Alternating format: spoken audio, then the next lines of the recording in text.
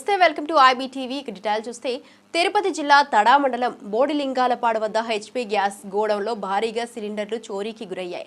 Gas యాజమాన్యం తెలిపిన వివరాల ప్రకారం 19 కేజీల సిలిండర్లు 33, 5 కేజీలవి 65, 14 కేజీలవి 312 చోరీకి గురయ్యాయి.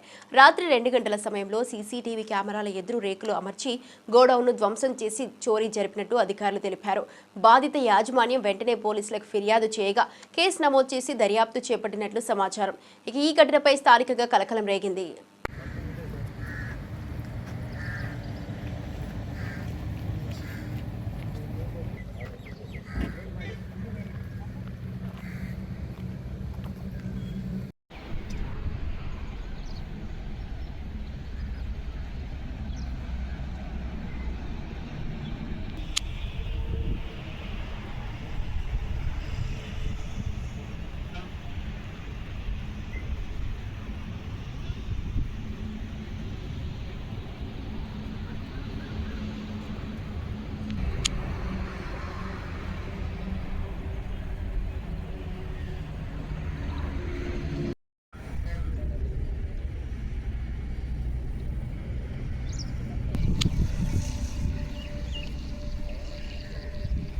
పదో సంవత్సరంలో ప్లేస్ కొనుగోలు చేసి 50 లక్షలతో గోడౌన్ నిర్మించుకొని అప్పటి నుంచి ఇప్పటి వరకు కూడా తడమండలంలో ఉండే వాళ్ళందరికీ గ్యాస్ సరఫరా చేస్తున్నారు. 2020 నుంచి తడకి సంబంధించిన పులి వెంకటరమణయ్యతో గొడవ రావడంతో అతని మీద కోర్టులో కేసు వేస్తున్నారు. ఆ కేసు రన్నింగ్లో ఉంది.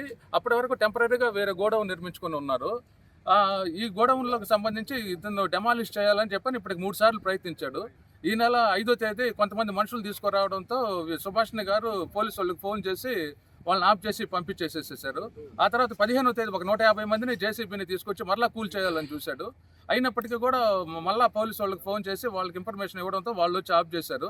ఇదే విషయమై ఈ విధంగా ఒక SC మహిళని ఈ విధంగా నిరంతరం వేధిస్తున్నాడనే విషయం మీద చీఫ్ మినిస్టర్ గారికి, డిప్యూటీ చీఫ్ మినిస్టర్ గారికి మరియు SC/ST కమిషన్కి, హ్యూమన్ రైట్స్ కమిషన్కి అందరికీ కూడా కంప్లైంట్ చేయడం జరిగింది. అవన్నీ కూడా విచారణ కొరకు SP ఆఫీసు తిరుపతికి వచ్చాయి. నిన్న తడ పోలీస్ స్టేషన్ ఫోన్ చేసి వచ్చి స్టేట్మెంట్ ఇమ్మని చెప్పారు. నేను సాయంత్రం SI గారు వచ్చిన తర్వాత ఫోన్ చేస్తారని చెప్పారు. సరే, SI గారు వచ్చి ఫోన్ చేస్తారని మేము ఎదురు చూస్తూ ఉన్నాము. ఈలోగా రాత్రి 1:45కి ఈ వెంకటరమణయ్య మేము ఏర్పాటు చేసుకున్న CC కెమెరాలకి రేకులు తీసుకొచ్చి అడ్డం పెట్టేసేసి ఏమీ కనబడకుండా చేసేసి మొత్తం ధ్వంసం చేసేసి వెళ్ళిపోయాడు. గోడౌన్ మొత్తం గోడలన్నీ కూల్ చేసేసి గోడౌన్లో ఉన్నటువంటి 33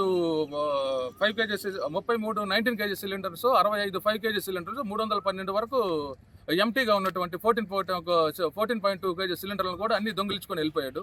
ఈ విషయం ఇమీడియట్గా మాకు ఉదయాన్నే తెలిసింది. ఉదయాన్నే వచ్చి పోలీసు వాళ్ళకి ఇన్ఫర్మేషన్ ఇచ్చి మీకు అందరికీ కూడా తెలియజేస్తున్నాం. ఈ SC ఉమెన్ని ఈ విధంగా వేధిస్తున్నందుకు అతని మీద చట్టపరమైన చర్యలు తీసుకొని న్యాయం చేకూర్చాలని కోరుకుంటున్నాం.